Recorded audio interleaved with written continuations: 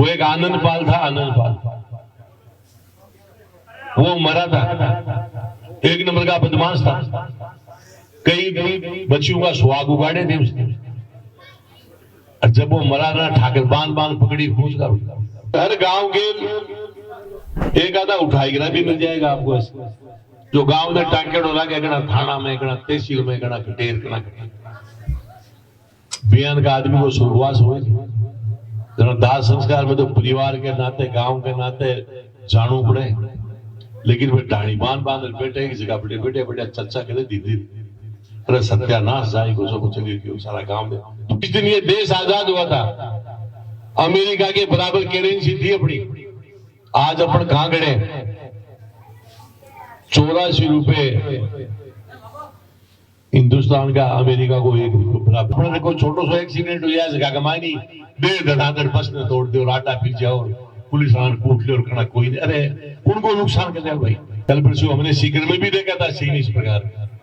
तो इस प्रकार का यदि अपन गूंगे बदमाशों के साथ रहेंगे, उम्मीद करेंगे अपना देश आगे बढ़ जाएगा, तो ये पॉसिबल नहीं है। शहीद जो है ये देवताओं के देवता है, इनसे बड़ा देवता धरती पे और कोई भी नहीं है। संख्या उसके मुताबिक ये ज्यादा बीमार होते हैं, हिंदू हॉस्पिटलों में ज्यादा भर्ती होते हैं।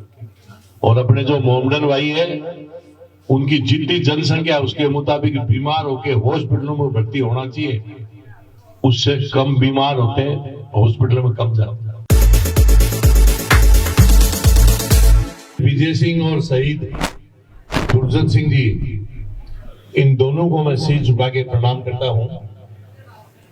आज के कार्यक्रम में मंच पे विराजमान सभी साधु महात्माओं को भी मैं प्रणाम करता हूं। आज के कार्यक्रम के अध्यक्षता करें आदरणीय हमारे सीकर जिला के सांसद सूबेदार जी महाराज, और इस कार्यक्रम के मुख्य अतिथि आदरणीय गोविंद सिंह जी डोटासरा साहब, जो यहाँ से विधायक भी है, राजस्थान कांग्रेस की पूरी कमान संभाल रखी, अध्यक्ष भी है, पूर्व मंत्री भी रहे हैं और रात दिन आपके बीच में घूमते भी।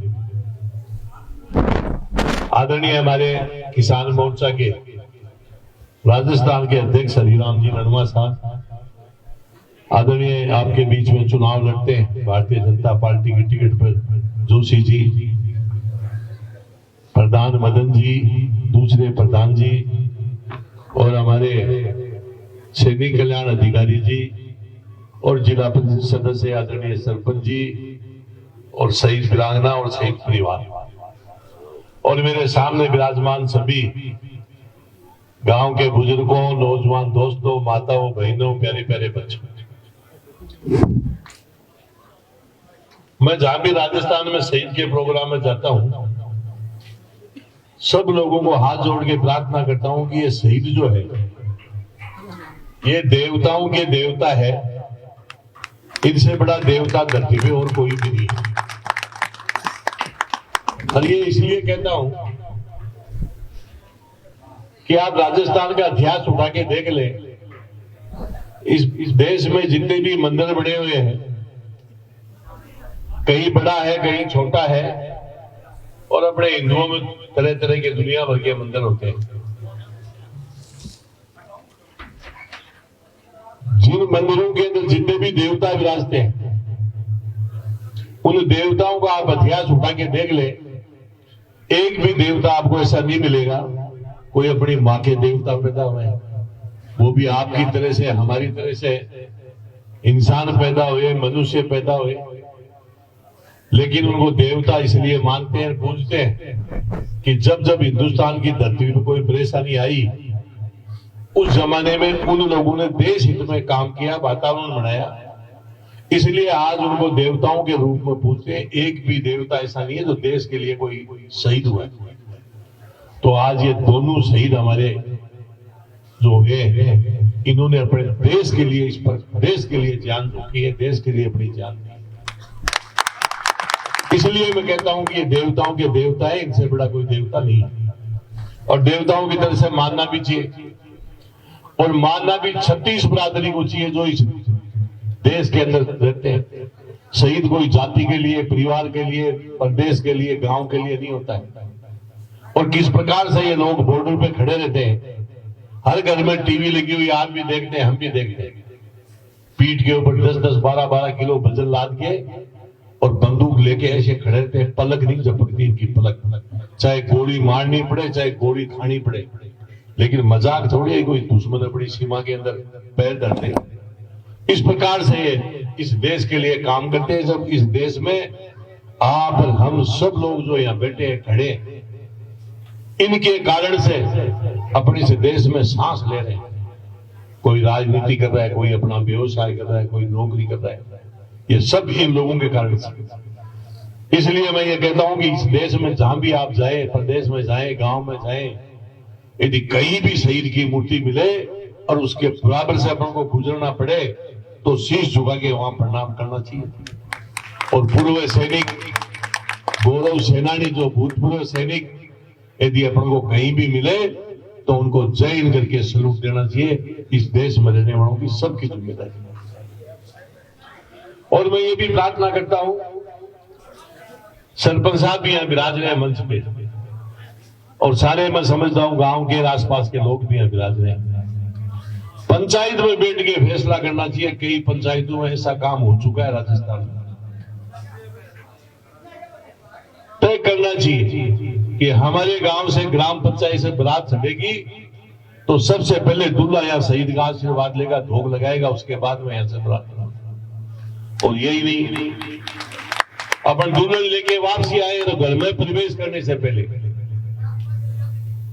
शहीद के भोग लगा के आशीर्वाद लेके बाद में घर में प्रवेश करनी चाहिए।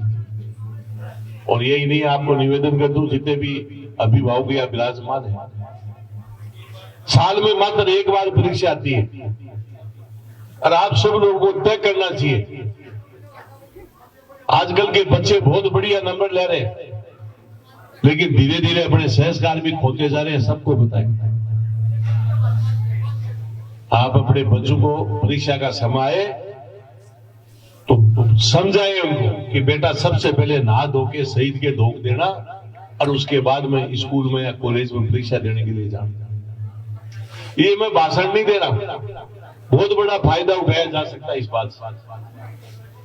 जब बच्चे वहां धोख देने जाएंगे शहीद के, तो उनका अंदर से ये हृदय परिवर्तन होगा, और जिस बच्चे का हृदय परिवर्तन होगा उसका ऑटोमेटिक माइंड वॉश होगा।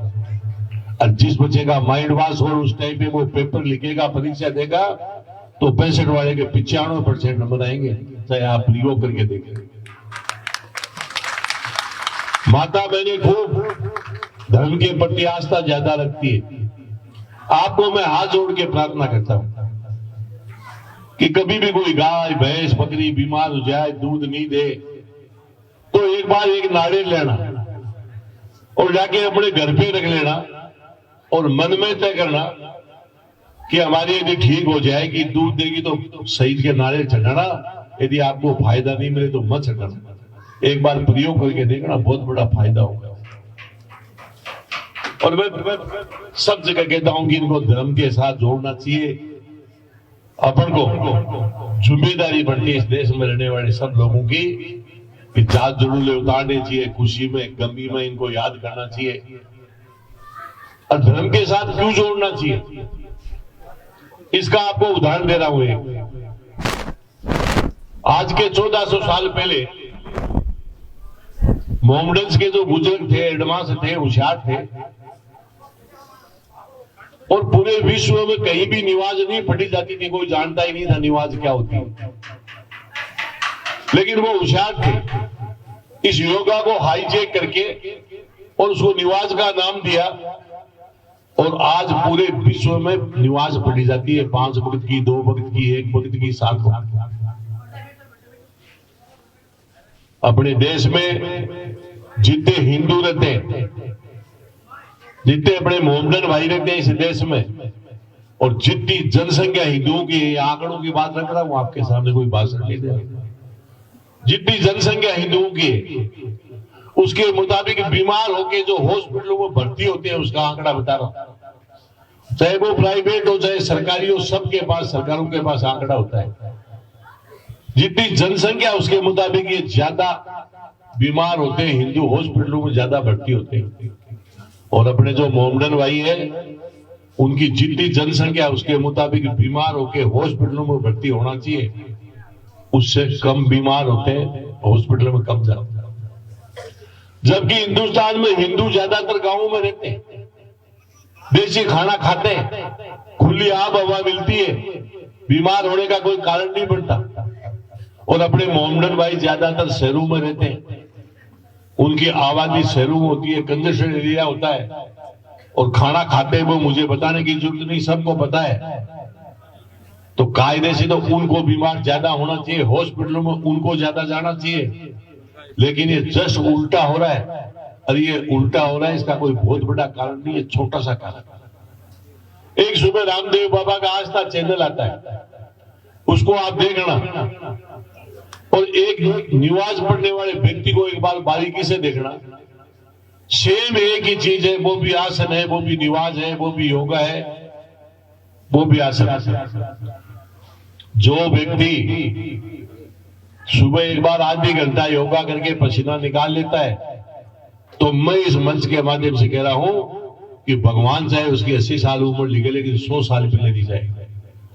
और जो व्यक्ति निवाज के माध्यम से 5 बार योगा कर लेता है, तो वो क्यों हॉस्पिटल में जाएगा, क्यों दवाई लेनी पड़ेगी, क्यों बीमार होगा? तो इसलिए मेरी सबको ये प्रार्थना है कि मोहम्मदन के बुजुर्ग 1400 साल पहले इसको लागू किया, अपने समाज को समझाने में कामयाब रहे और उसको धर्म के साथ जोड़ा। ये 5 वक्त की निवाज धर्म है, और उन्होंने पूरे विश्व में उसको माना। आज इसलिए उनको पूरा लाभ मिल रहा है। और जब तक इन शहीदों को अपन धर्म के साथ नहीं जोड़ेंगे, तो ना तो इस देश का भला हो सकता, ना आपका हमारा भला हो सकता। इसलिए इनको धर्म के साथ जोड़ना, झाड़ जोड़ना, उतारना अपनी सबकी जिम्मेदारी। जीवन में व्यक्ति के 3 पन्ने होते हैं। पहला पन्ना वो होता है जब व्यक्ति इस धरती पे पैदा होता है, तो उस पन्ने पे ऑटोमेटिक अंकित होता है कि इस तारीख को इतनी बजे, इतनी मिनट, इतनी सेकंड पैदा हुआ। एक होता है लास्ट पन्ना। वो लास्ट पन्ना वो होता है कि व्यक्ति का जब स्वर्गवास होता है, तो उस पन्ने पे ऑटोमेटिक अंकित होता है कि आज उसका स्वर्गवास हो गया। एक होता है बीच का पन्ना। बीच का पन्ना वो होता है कि व्यक्ति धरती पे पैदा होने के बाद उसका स्वर्गवास हो, उसके बीच में उसने क्या क्या काम किए, वो सारी बातें उस बीच के पन्ने पे ऑटोमेटिक अंकित होती है। पन्ना ब्रह्मांड में घूमता रहता है, और आप और हम सब लोग उस पन्ने को समय समय पे पढ़ते हैं। कैसे पढ़ते हैं उसका उदाहरण दे रहा हूं। गांव में कोई बूढ़ा बुजुर्ग चला गया, और अपन दाह संस्कार में जाते हैं, ढाणी बांध के बैठ जाते हैं, 5 इधर 2 इधर 10 इधर, दाह संस्कार होता रहता है। उस टाइम पे भी जो लोग ढाणी बांध के बैठते हैं, वो चर्चा करते हैं कि आदमी बहुत भला था, गांव में न्याय की बात करता था, लोगों की पीड़ा में मदद करता था, कि उसके पन्ने पे जो उसके कर्म लिखे हुए हैं, उसको वहां बैठे बैठे लोग याद उस पन्ने को पढ़ते। और हर गांव के एक आधा उठाईगरा भी मिल जाएगा आपको, जो गांव में टांकेड़ हो रहा, गणा थाना में, गणा तहसील में, गणा कटेर, गणा बयान का आदमी को स्वर्गवास हुए। दाह संस्कार में तो परिवार के नाते, गांव के नाते जानू पड़े, लेकिन वे ढाणी बांध बैठे एक जगह बैठे बैठे बैठे चर्चा करे दीदी, अरे सत्यानाश जाए को चलिए क्यों, सारा गांव में दुखी रहा। तो मेरा सबको निवेदन है कि मनुष्य जीवन बड़ा मुश्किल से मिलता है, इसलिए अपन किसी की मदद कर सकते हो तो करनी चाहिए। अपने लिए तो सारी दुनिया ही जीती है, और यदि अपन मदद भी नहीं करें तो कम से कम पूरा नहीं करना चाहिए, ताकि वह दाह संस्कार में जाए, जब अभी पन्ना ने पढ़े भी टाइम आने लगे मन की क्या काम करना है। तो मेरी सबको ये प्रार्थना है कि सबको किसी न किसी रूप में मदद करनी चाहिए। ये जो मैंने बीच का पन्ना बताया, उसके ऊपर हमारे दोनों शहीद, एक दुर्जन सिंह जी और दूसरा विजय सिंह जी, इन्होंने उस बीच के पन्ने पे दोनों ने अपना नाम दर्ज कराया। जब तक ये धरती और आसमान रहेगा, जब तक ये अमर रहेंगे, जिंदे रहेंगे, आप और हम चले जाएंगे। इसलिए मैं सबको प्रार्थना करता हूं कि हर व्यक्ति को प्रयास करना चाहिए कि मेरा नाम भी बीच के पन्ने पे लिखा जाए। बीच के पन्ने पे कोई जरूरी नहीं कि शहीद उनका ही लिखा जाए। जो आईएएस बढ़ेगा, आईपीएस बढ़ेगा, कर्नल बढ़ेगा, मेजर बढ़ेगा, जनरल बढ़ेगा, आईएएस बढ़ेगा, आरजेएस बढ़ेगा, ऐसे लोगों के एमएलए बने, एमपी बने। डोटास राजी तो एमएलए और एमपी 3 बार लिखवा लियो आपको नाम बीपी साहब। सरकारें आती जाती रहती है, लेकिन जिन लोगों ने बीच के पन्ने पे नाम अंकित करवा लिया, चाहे कागजों को कोई पलटे लेकिन उनका नाम वहां पे अंकित मिलेगा। तो हर व्यक्ति को प्रयास करना चाहिए कि मेरा भी कहीं ना कहीं किसी न किसी रूप में, और पढ़ने वाले बच्चे उनको तो उनके तो हाथ में होता है बीच के पन्ने पे अंकित करवाना। अच्छी तरह से दिमाग लगा के ठंडे दिमाग से पढ़ेंगे, प्रयास करेंगे, कहीं ना कहीं अच्छे पद पे जाएंगे तो उनका परिवार भी सुखी रहेगा, वो भी सुखी रहेंगे और उनका नाम भी अंकित होगा। हमेशा लोग पन्नों पर उनका नाम देखते रहेंगे। ये मेरी सबको प्रार्थना। जीवन में जिस देश में देशभक्ति नहीं हो, 2 बातें आपके सामने देशभक्ति की रख के मैं मेरी बात को विराम दूंगा। जिस देश में देशभक्ति नहीं हो वो देश कभी भी आगे नहीं बढ़ सकता। आज चाहे मोदी जी प्राइम मिनिस्टर है, चाहे गहलोत जी मुख्यमंत्री है, या सरपंच साहब है, प्रधान जी है, डोटासरा जी है, लेकिन आप उम्मीद करें कि 4-5 लोग हमारी मदद कर दें और ये देश आगे बढ़ जाएगा, ये पॉसिबल नहीं है। जब तक आम आदमी के दिमाग में ये भावना नहीं है कि देश के प्रति अपन भी कुछ न कुछ करें। आज आपको सबको पता है, सब समझदार लोगों को घर में टीवियां लगी हुई, अखबार आता है, पूरे विश्व में हाहाकार मचा हुआ है।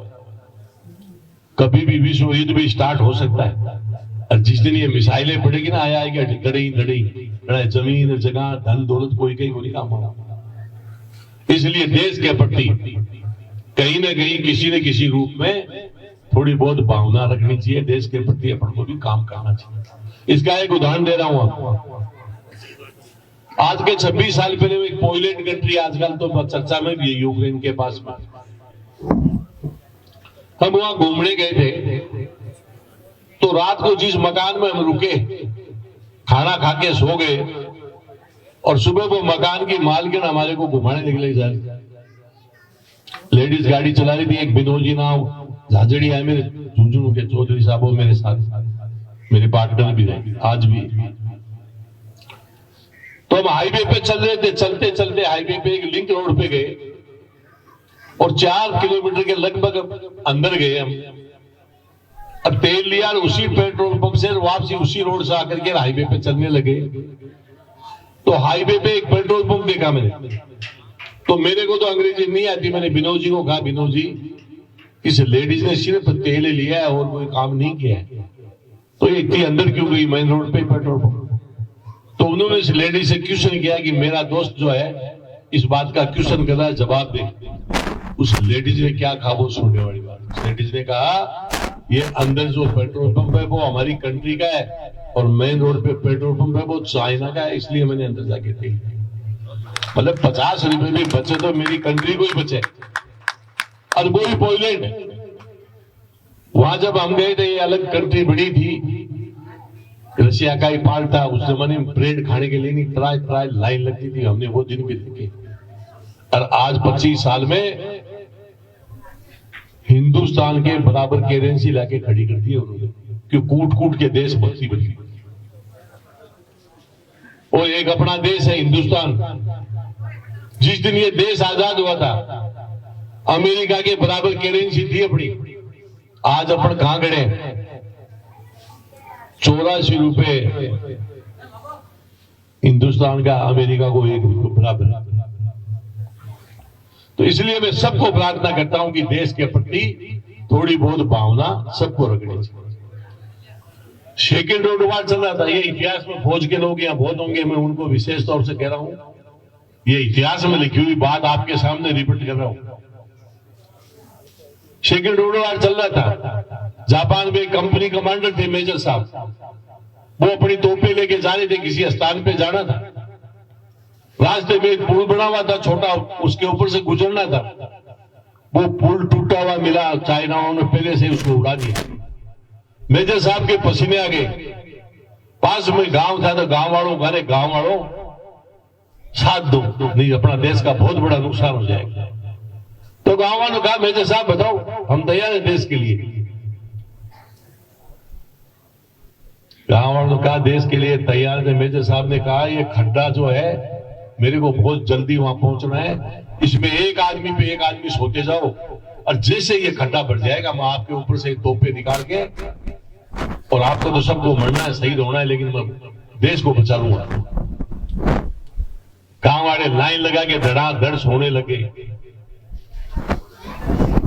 और आपको बता दूं, एक बच्चा लाइन में लगा हुआ था, तो मेजर साहब की नजर पड़ी, उसको पूछा ले तेरी एज क्या है? बोले 13 साल। परिवार में कौन है? बोले मेरी एक माँ है। बोले जा भाग, तेरी माँ की सेवा कर, तेरे को नहीं मरने देंगे।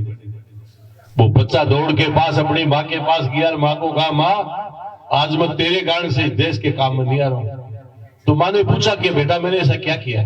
तो उसने बताया कि ऐसे मैं लाइन में लगा हुआ था। मेजर साहब ने कहा कि जा तेरी माँ की सेवा कर, एक ही माँ है। उसकी माँ ने क्या किया वो सुनने वाली बात है। उसकी माँ ने उठाया, मुंह में जहर लिया और जहर लेकर के कहा जा बेटा कह दे तेरे मेजर को कि मेरी माँ इस दुनिया में नहीं है, और जा देश के काम आओ, देश के लिए शहीद। वो बच्चा भी शहीद हुआ। आज जापान में शानदार स्मारक बना हुआ है। कोई भी किसी भी देश का वीआईपी वहां जाता है, प्रधानमंत्री राष्ट्रपति, तो सबसे पहले वहां शहीद के प्रणाम करो, उसके बाद में आगे के काम करो। वहां कोई भी शुभ काम होता है, ब्याह शादी होती है, तो वहीं जाके माला डाल के शादी कर लेते हैं। और बात माला की स्मारक की नहीं है। आपको पता है अमेरिका ने सेकेंड वर्ल्ड वॉर के टाइम पे हिराशिमा में इतने बम डाले थे परमाणु बम, वहां अनाज तो आज भी नहीं उगता है, लेकिन बच्चे भी लूंगे लंगड़े पैदा होने लग गए थे। वो जापान आज भी विश्व में टेक्नोलॉजी के मामले में 1 नंबर पे, कि वह कूट कूट के भरी हुई है देश भर। स्टाइल भी करेंगे तो एक पैर का जूता डबल कर देंगे। आपने देखो छोटो सो एक्सीडेंट हो जाए जगह कमाई नहीं, डेढ़ धड़ाधड़ बस ने तोड़ दे और आटा फिर जाओ, पुलिस वाला कूट ले और खड़ा कोई नहीं। अरे उनको नुकसान कर भाई, आप नुकसान कर रहे हैं। सरकार के कोई तिजोरी है के जनता पर टैक्स लगावे, पैसा इकट्ठा करे, बस आपको पेट बढ़े कर्मचारियों की तनख्वाह चुका दे, बाकी बच्चे का विकास होना चाहिए। तो आप तो नुकसान करें। ये प्रजातंत्र है, और प्रजातंत्र के अंदर एक आदमी यहां मिलने के अंदर कल 2 आदमी धरने पे बैठ जाओ आप। आजकल का जमाना ऐसा है, मीडिया का जमाना है। आपके पास पत्रकार भी आएंगे, अधिकारी भी आएंगे, भैया कैसे बैठे हो? तो यदि किसी के पीड़ा है तो उसका बहुत तरीके, लेकिन तोड़ फोड़ करना, ये करना, वो करना, इससे माड़ी बात नहीं। अभी थोड़े दिन पहले आपने देखा होगा, वो एक आनंद पाल था, आनंद पाल, वो मरा था, 1 नंबर का बदमाश था। कई बच्चियों का सुहाग उगाड़े थे उसने, और जब वो मरा ना ठाकर बांध पकड़ी खूंच कर आनंद पाल। अरे इस प्रकार से यदि पूरा बदमाश के सागे उबा लग गया होगा तो कभी भी हिंदुस्तान आगे नहीं बढ़ सकता। कल परसों हमने सीकर में भी देखा था सीन इस प्रकार। तो इस प्रकार का यदि अपन गूंगे बदमाशों के साथ रहेंगे, उम्मीद करेंगे अपना देश आगे बढ़ जाएगा, तो ये पॉसिबल नहीं है। एक फौजी था, उसकी पोस्टिंग थी लेह लद्दाख, पहाड़ी के ऊपर, वहां ना टेलीफोन मिलता ना कोई और सिस्टम। तो वो नीचे एटीएम लगी हुई थी, तो रोजीना 4-5 किलोमीटर नीचे उतरे, ड्यूटी ऑफ होने के बाद अभी एटीएम में 100 को नोट डाले, दूसरे दिन नोट काट ले।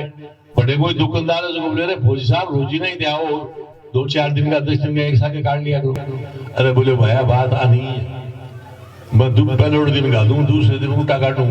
तो बोले ओके काम है। बोले हमारी घरानी में बेरो पड़ जाएगी, मैं जीम दू, इसलिए बोले वो काम करो। तो टेलीफोन तो बड़े लगे।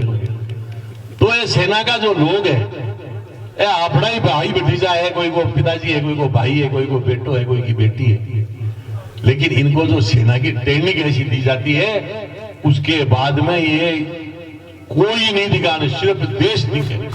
और जगह देश दिखे विश्व बड़ो देवता ही धरती पर ही बोली। तो इसलिए मेरी सबको पुनः हाथ जोड़ के यही प्रणाम है कि यहां से जब अपन उठ के जाए तो सब शहीद के वहां धोख लगाएंगे, प्रणाम करेंगे और इनको धर्म के साथ जोड़ेंगे। नमस्कार, राम राम।